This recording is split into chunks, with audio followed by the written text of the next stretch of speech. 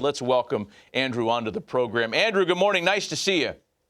Good morning. It's good to see you guys. Thanks for having me on. Yeah, you two joining us from the MLBPA rookie program in Arizona. Dude, what a great run. I mean, at what point after the season ended, and we know that the movie didn't end the way you wanted it to, but at what point were you able to look back and say, man, that was awesome, as opposed to, wow, I wish we'd won it all?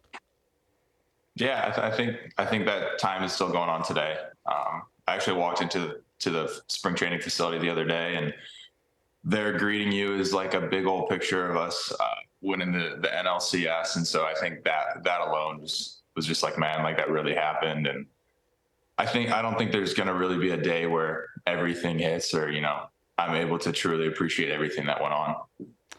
You know, Andrew, I was just thinking that in meeting with your manager, Torey Lovullo, each and every day, it seemed like I'd never been around a manager who seemed to tap into where his team was at in the postseason better than Torey. What are a couple of things that he did in the clubhouse that maybe personally on your level, that conversations you had, or at least with the team, that inspired you guys to play the kind of baseball you did?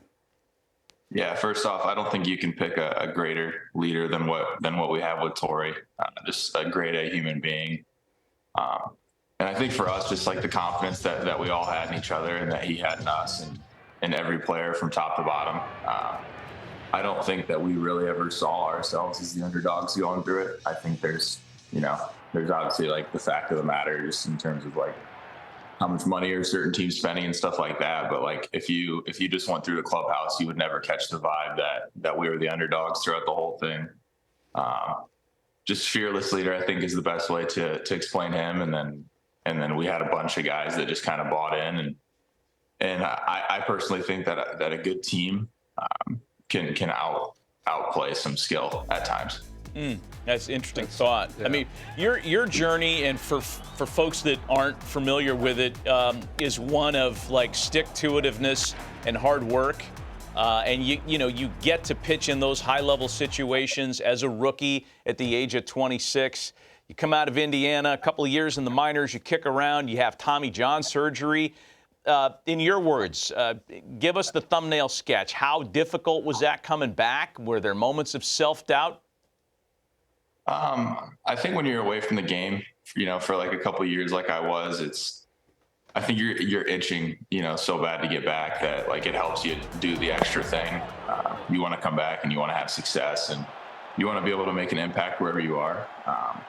So for me, I think like not allowing any of the negatives to really get to me in that situation and just trying to find the positives and come out better on the other end was like ultimately my goal. And fortunately, it worked out for me. I know it's not going to work out that way for everybody, but I'm just trying to put my best foot forward and just do what I need to do versus what I want to do in certain situations. So that hopefully at the end of the day, I can impact the big league club, which I was super fortunate to be able to do.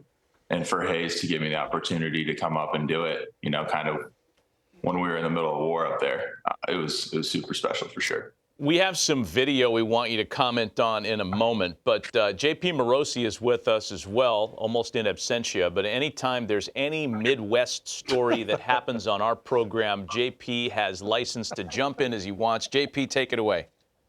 Thank you, Matt. Greetings from Big Ten country, Andrew. And we talked during the NLCS, of course. Kyle Schwarber is one of the luminaries of IU baseball. And 6 weeks after your debut, there you are facing Kyle Schwarber in the National League Championship Series. I just wonder, after that was over, you get back home after the playoffs, how much conversation with the IU baseball community has there been, or even with Kyle Schwarber himself, about how cool those moments were?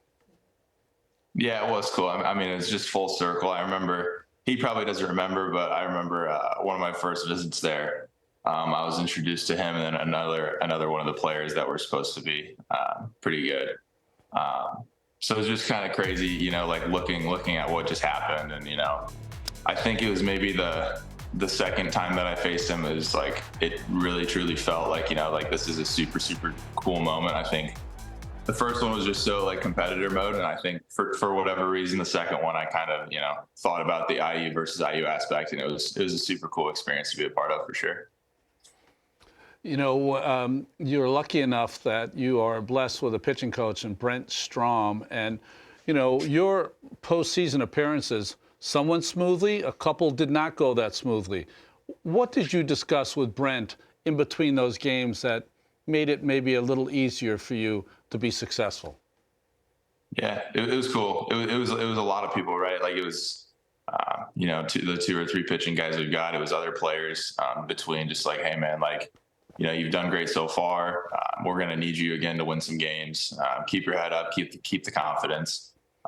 Yeah, there was some really down moments there against the Phillies in that series, but the fact that the guys had my back as much as they did, and like they probably had more confidence in myself than I did in myself.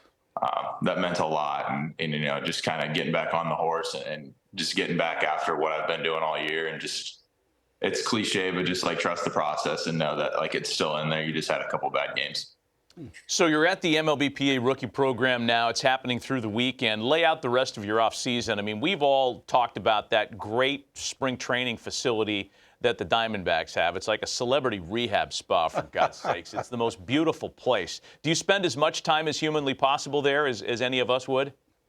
Yeah, so I didn't know this. I found out probably a couple weeks ago that it's unique to us, but we actually open up our spring training facility to the players.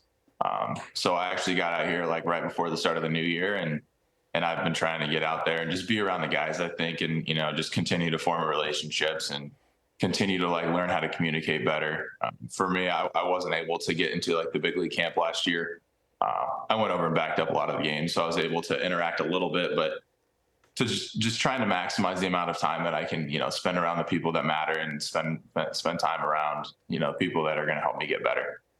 It's so funny. For my day, one of my last camps I spent with Ricky Henderson and Jose Canseco, sitting in their car in the parking lot waiting to see who could be the last one into spring training. So things have definitely changed. Andrew, what are you working on, you think, for this season that's going to take you to the next level and make you that pitcher that the Diamondbacks are going to rely on all season long to get the big left-handed outs?